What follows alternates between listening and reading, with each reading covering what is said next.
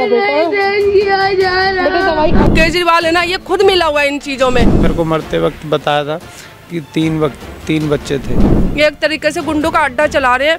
मेरा चला गया, किसी और के लिए तैयार कर रहे हैं उन बच्चों को। आपके लिए बैठी हूँ, चाहे मैं मर जाऊँ, लेकिन मैं नहीं हटूंगी यहाँ से, क्योंकि मेरा बच्चा आप लोगों के वजह से गया है। FIR हुए भी कम से कम 4 से 5 दिन हो चुके हैं, लेकिन अभी तक इन्होंने किसी को नहीं पकड़ा मैम। नमस्कार, मेरा नाम है आफरीन खान और आप लोगों का स्वागत है तेज तरार में। इस वक्त मैं शास्त्री नगर ललिता ब्लॉक में मौजूद हूं। दरअसल आपने एक मामले के बारे में ज़रूर सुना होगा, जहां पर 11 साल के मासूम बच्चे के माता पिता का कहना था कि उस बच्चे को उसके सीनियर्स ने पीटा है, जिसकी वजह से उसकी तड़प कर मौत हो गई। अब आखिर आज इतने दिनों बाद भी बच्चे के माँ बाप यहाँ पर क्यों बैठे हैं? क्या इन्हें इंसाफ नहीं मिला? क्या कुछ पूरा मामला था? बच्चे की किसने पिटाई की थी? सारा कुछ आप लोगों के सामने पेश करेंगे, बने रहिए हमारे साथ। सर, क्या नाम है आपका? राहुल। क्या मामला है? मैडम 11 जनवरी को मेरा बच्चा रोज़ की तरह स्कूल आया था और स्कूल से जब वापस गया तो उसके पैर में चोट थी। तो मेरे पूछने पे उसने बताया कि पापा मेरे को कुछ सीनियर्स ने बाथरूम में उठा के मारा है। तो इसको देख के मैं फिर उसको पास के नज़दीकी अस्पताल दीपचंद बंधु में ले गया। वहाँ पे उसको सिर्फ पेन किलर्स वगैरह दे के, उनके पास डॉक्टर अवेलेबल नहीं था, तो पेन किलर्स वगैरह दे के वापस भेज दिया उन्होंने। और घर पे मैं लाया तो उसको पेन किलर्स से थोड़ा आराम मिला। फिर मैं दोबारा 14 तारीख को दोबारा दीपचंद बंधु लेके गया, जब भी उनके पे डॉक्टर अवेलेबल नहीं था, फिर दोबारा उन्होंने पेन किलर्स दे दी। फिर इस चीज़ को देखते हुए मैं नज़दीकी एक प्राइवेट डॉक्टर हैं विनय गुप्ता जी, सरोज हॉस्पिटल के, उनके पास ले गया। उसके बाद उनकी दवाई खा के बच्चे ने खाना पीना बिल्कुल कम कर दिया। तो फिर मैं दोबारा दीपचंद बंधु लेके गया। वहाँ पे इलाज के दौरान बच्चा एक्सपायर कर गया मैम।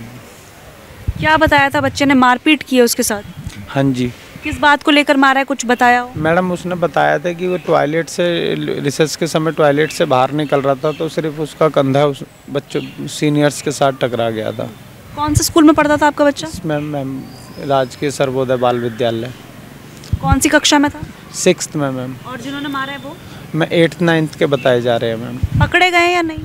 मैम अभी तक तो कोई कार्रवाई नहीं हुई है। कम से कम पिछले 20 तारीख से हम लोग, हाँ, बाकी मैं 11 तारीख को जब मेरे बच्चे को चोट लगी थी तो 12 तारीख से ही मैं स्कूल में आना शुरू कर दिया था कि सर मेरे बच्चे के साथ बहुत ज़्यादा मारपीट हुई है, मेरा बच्चा बहुत ज़्यादा दर्द में है।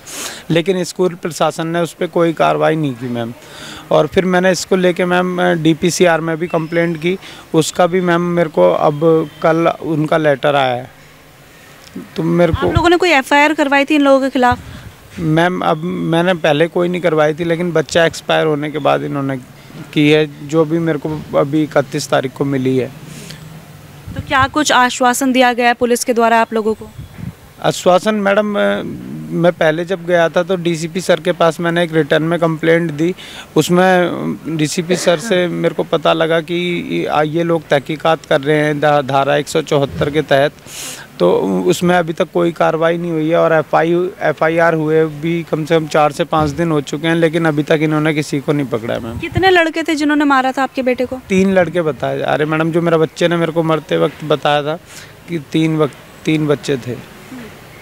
तो क्या आपके बेटे ने स्कूल में जो टीचर्स थे उनसे कोई कंप्लेंट की थी इस मामले को लेकर के, उसे पीटा गया इस तरह से? मैडम ये तो मेरे को बताया नहीं है, पता नहीं है, लेकिन और बच्चों की सुन रहे हैं तो बता रहे हैं कि अगर कोई बच्चा जाता है तो और सीनियर्स जो हैं उसे और मारते हैं। इस वजह से वो गया नहीं शायद। एक वीडियो भी सामने आई थी आपके बच्चे की जिसमें वो रोता हुआ नजर आ रहा था, दर्द से करा रहा था। वो इतना ज़्यादा पेन में था कि मैं 11 तारीख से 20 तारीख तक मैं प्रिंसिपल, टीचर्स सबके कांटेक्ट में रहा, मेरी कोई सुनवाई नहीं हुई। मैं जो यहाँ पे SMC के मेंबर हैं उनके पास गया, लेकिन उनकी तरफ से भी कोई सुनवाई नहीं हुई। और अब नए मामले इस स्कूल के निकल के आ रहे हैं मैडम। मेरे बच्चे को वो देखते हुए तो मेरे को लग रहा है मैं कहाँ पे पढ़ा रहा था अपने बच्चे को। कितने साल का था आपका बेटा? मैडम 11 साल का। क्या नाम था? किंतन। अभी आप लोग यहाँ क्यों बैठे हैं? इसी आस में कि इंसाफ मिले आप लोगों को? मैडम मैं सिर्फ इसलिए बैठा हूँ कि मेरे को जो भी मेरे बच्चे के उसमें इन्वॉल्व हैं, टीचर्स, प्रिंसिपल, क्योंकि मैडम एक अगर मेरे बच्चे के साथ स्कूल में अगर ऐसा हुआ है तो इसकी सारा का सारा क्रेडिट जो है वो प्रिंसिपल और बच्चे के क्लास टीचर को जाता है मैम। उनको एक बार अपने नज़र में ये चीज़ लेनी थी। जब मैं 11 तारीख से 20 तारीख के बीच उनके पास कम से कम 4 से 5 बार आया हूँ, तो उन्होंने एक भी बार उस पर कोई एक्शन नहीं लिया। और जिस दिन मेरे बच्चे की डेथ हुई उस दिन मेरे को क्लास टीचर का मैसेज आता है कि प्रिंसिपल सर आपसे मिलना चाहते हैं। मैडम अब जब बच्चा ही नहीं रहा तो मेरे से क्या मिलके करेंगे। और फिर मैम बच्चे के एक्सपायर होने के बाद इन्होंने 1 घंटे के अंदर डायरेक्टर बोर्ड ऑफ एजुकेशन की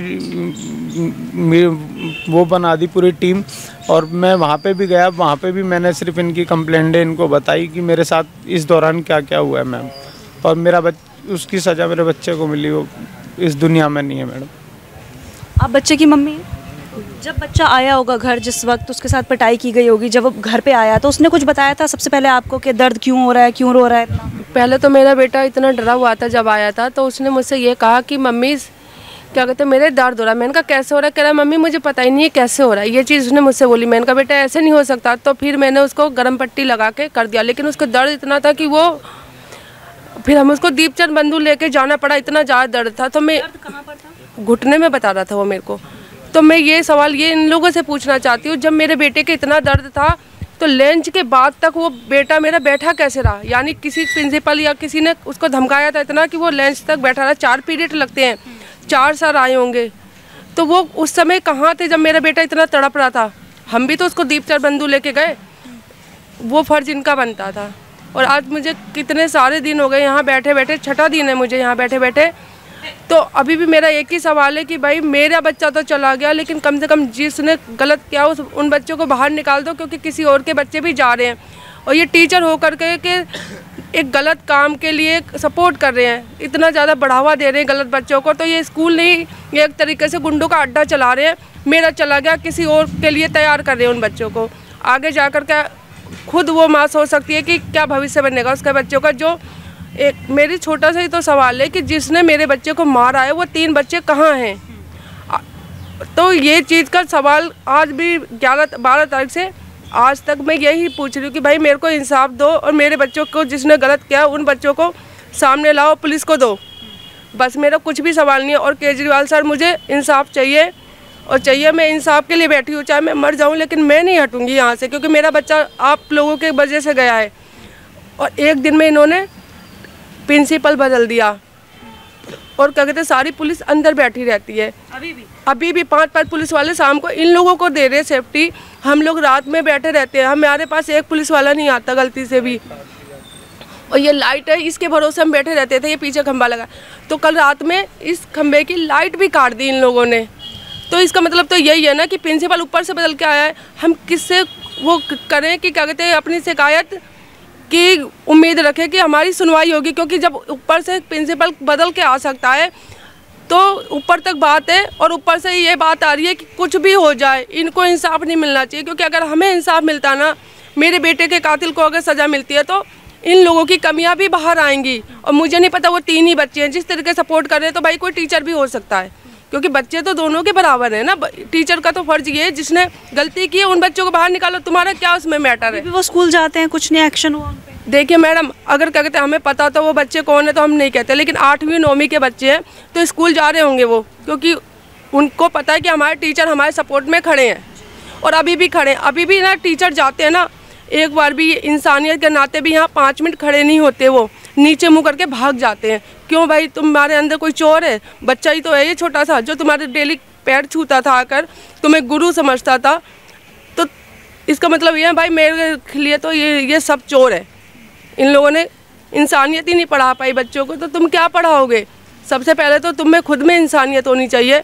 अब इतनी सारी पब्लिक है इंसानियत के नाते खड़ी है, लेकिन इनमें वो भी नहीं है कि ये इंसानियत के नाते भी 5 मिनट खड़े हो जाए। तो कोई टीचर आया भी नहीं आप लोगों से मिलने? कोई भी नहीं आया। यहाँ तक कि वो छोटा सा जो वीडियो था ना, वो इसके दादाजी गए थे यहाँ बात करने, तो उनको धक्का मार के बाहर कर दिया था। इसके टीचर ने यूँ कहा इनसे कि इसकी माँ को भेजो, हम माँ से बात करेंगे या पिता से बात करेंगे, तीसरा हमें कोई नहीं चाहिए इस स्कूल में।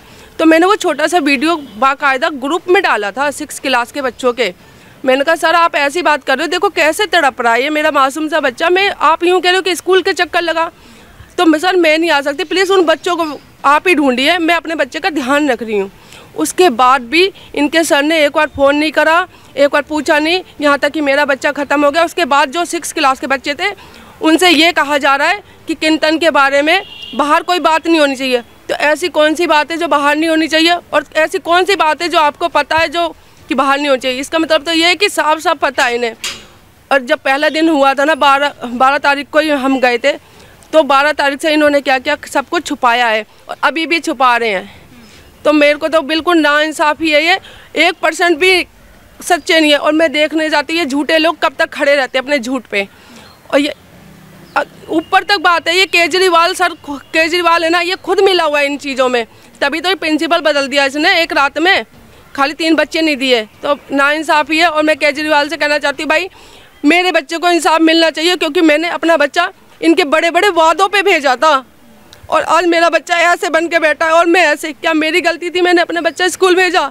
और अगर मेरी गलती है तो मेरे जैसे हर एक माँ की गलती होगी वो जो इन विश्वास पे अपना बच्चा भेजती है। तो भाई मेरे को इंसाफ चाहिए, हर हाल में चाहिए। आप लोगों ने कंप्लेंट कौन से थाने में लिखवाई है? इन्होंने लिखवाई है। कौन सा पुलिस स्टेशन में? सराय रोहिल्ला में। इसके अलावा अभी किसी ने कोई बातचीत की हो, कोई आया हो मिलने प्रशासन की तरफ से? प्रशासन की तरफ से SHO साहब अभी नए आए हैं यहाँ पे, परसों मेरी उनसे मुलाकात हुई थी। उन्होंने मेरे को आश्वासन दिया है कि हम इस पे कार्रवाई कर रहे हैं, लेकिन कुछ भी अभी कार्रवाई हो नहीं रही है।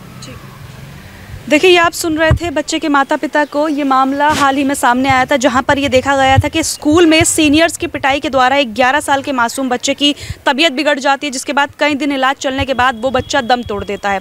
हालांकि ये लोग आज भी यहाँ पर बैठे, जब आज ये इन्फॉर्मेशन मेरे पास आई कि इतने दिन बाद भी ये लोग बैठे हैं, तो मेरा पहला सवाल यही था कि अब तक इस मामले में कोई इंसाफ मिला है या फिर नहीं। लेकिन इन लोगों का यहाँ पर बैठना इस बात की गवाही दे रहा है कि अब तक इन लोगों को इंसाफ नहीं मिला। इनका 11 साल का मासूम बच्चा आज इन लोगों के बीच में नहीं है। स्कूल ये रहा, स्कूल के बाहर ये लोग बैठे हैं सास में कि इन लोगों को इंसाफ मिलेगा। पुलिस कंप्लेंट भी कर दी है, लेकिन अब देखना होगा कि कब तक इन लोगों को इंसाफ मिलेगा, क्योंकि भारत का कानून जिस हिसाब का है, आप जानते हैं कि सालों लग जाते हैं किसी भी मामले को निपटने में। लग रहा है इस मामले में भी इतने ज़्यादा दिन बीत चुके हैं, लेकिन अब तक जो कार्यवाही ये लोग चाहते थे, जो कार्यवाही माँ बाप चाहते थे अपने बच्चे के हक में, वो अब तक इन्हें नहीं मिली है। आपका इस मामले को लेकर क्या कहना है, ज़रूर बताइएगा। इसके साथ क्या लगता है आपको कि इनके साथ कैसा इंसाफ होना चाहिए? जिन बच्चों ने इनके बच्चे की जान ली, जिस प्रकार से ये लोग आरोप लगा रहे हैं, इस मामले की निष्पक्षता से जांच होनी चाहिए। आपका इस पूरे मामले को लेकर क्या कुछ कहना है, कमेंट बॉक्स में जरूर बताइएगा। दिल्ली से कैमरा पर्सन नरेश कुमार के साथ मैं आफरीन खान। अगर आपको हमारी ये वीडियो पसंद आई हो तो इसे लाइक एंड शेयर करना बिल्कुल भी ना भूलें। इसके साथ ही हमारे चैनल तेज तरार को जरूर सब्सक्राइब करें और हाँ, बेल आइकन को दबाना बिल्कुल भी मत भूलिएगा, जिससे दिल्ली से जुड़ी तमाम खबरों की नोटिफिकेशन सबसे पहले आप तक पहुंचे।